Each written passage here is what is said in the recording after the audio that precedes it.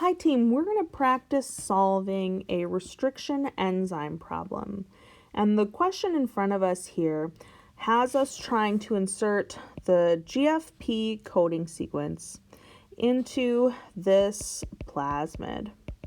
The plasmid, you'll note, has the 3 essential ingredients for a plasmid: an origin of replication, a selectable antibiotic marker, as well as a multiple cloning site. And in this case, our multiple cloning site contains the cut sites for 2 restriction enzymes, BAMH1 and XHO1.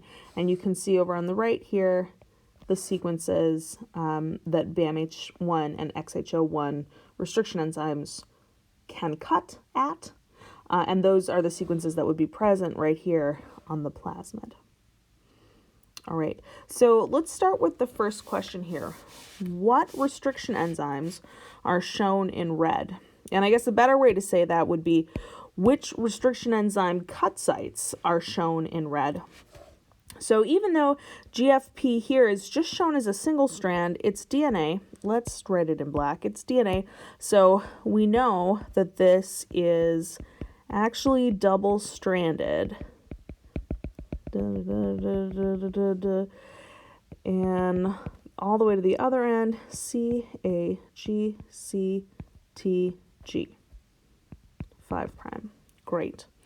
So now let's consider the restriction enzymes that are shown in red here. We've got a GGA-TCC. Let's look at the restriction enzymes GGA-TCC. There it is right there. This restriction enzyme is BAMH1. All right, what about the 3' end? GTC-GAC. Well, we know it's not BAMH1. GTC-GAC. Nope, it's not XHO1. GTC. Nope, not one. And then GTC-GAC. Yes, this is SAL1. Okay, great. So now we've got 2 sequences. We've got our GFP coding sequence, and we'll have to put GFP coding sequence, let's put our GFP sequence in there, and we're also going to put the restriction enzymes BAMH1 and SAL1 into this mixture in order to digest off the sticky ends. And when we digest those sticky ends, we're going to be cutting along these arrows as they're shown here. So when we cut off BAMH1, we want to keep the center part of this gene. And so that means we're going to be cutting off that part and just the GATCCA. Let's draw it down here. So this left-hand part will be cut off, and we're left with this GATC overhang. Okay. Now I want to not have erased my BAMH1 sequence up here.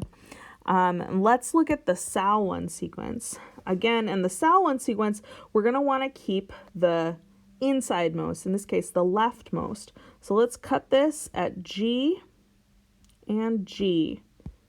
And we'll get rid of this end. That part will be eliminated. So now we've got an AGCT sticky end overhang on our sequence. Okay, let's look at what's going to be happening in the plasmid. Again, even though it looks like a single line, we know that this is plasmid DNA, so it's going to be double-stranded. So let's draw that here. I'm going to draw the plasmid. It's double-stranded. And I'm not closing it up here because I would like to put our restriction sites. So I'm going to write here the GGA-TCC, and then the bottom strand, GGA-TCC of BAMH1. Then we'll put a little bit of a space in because BAMH1 and XHO1 aren't right next to each other. Then I'll write in XHO1, CTC, GAG, CTC, GAG, and we can finish off the plasmid here.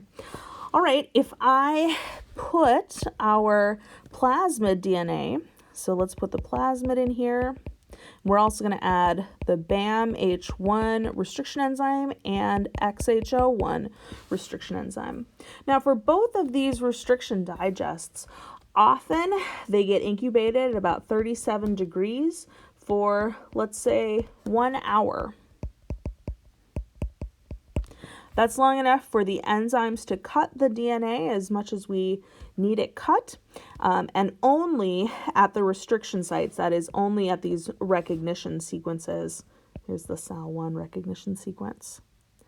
Now, once those restriction enzymes have done their job, before we can combine GFP and our plasmid together, we want to purify our DNA, so the plasmid or our GFP sequence.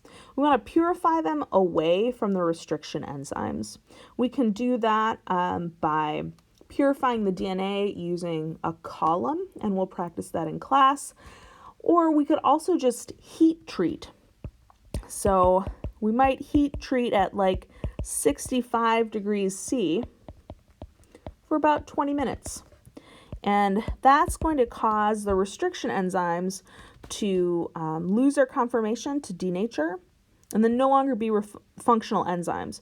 So that even when we can then combine the plasmid and GFP, nothing will be digested because we'll have inactivated the restriction enzymes.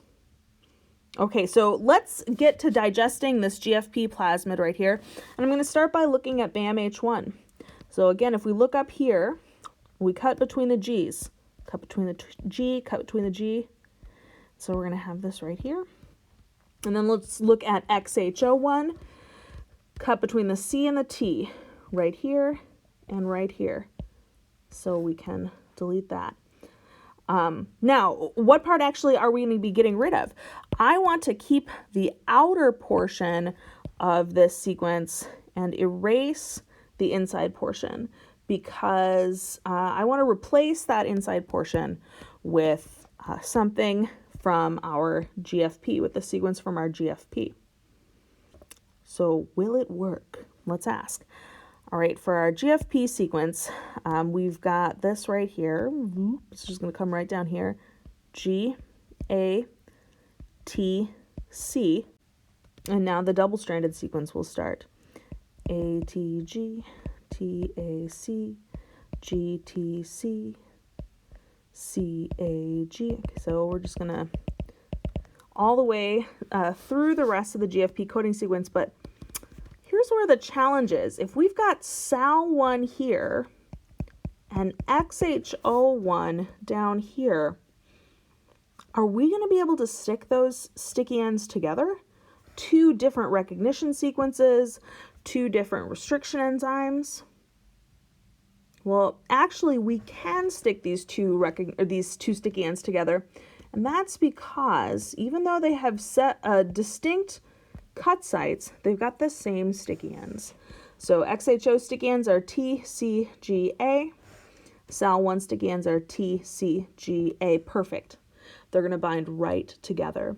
So we've got T, C, G, A waiting in the plasmid, and we can bring this sequence right down here, T, C, G, A, and then we can start with the double-stranded sequence, G, C, A, T.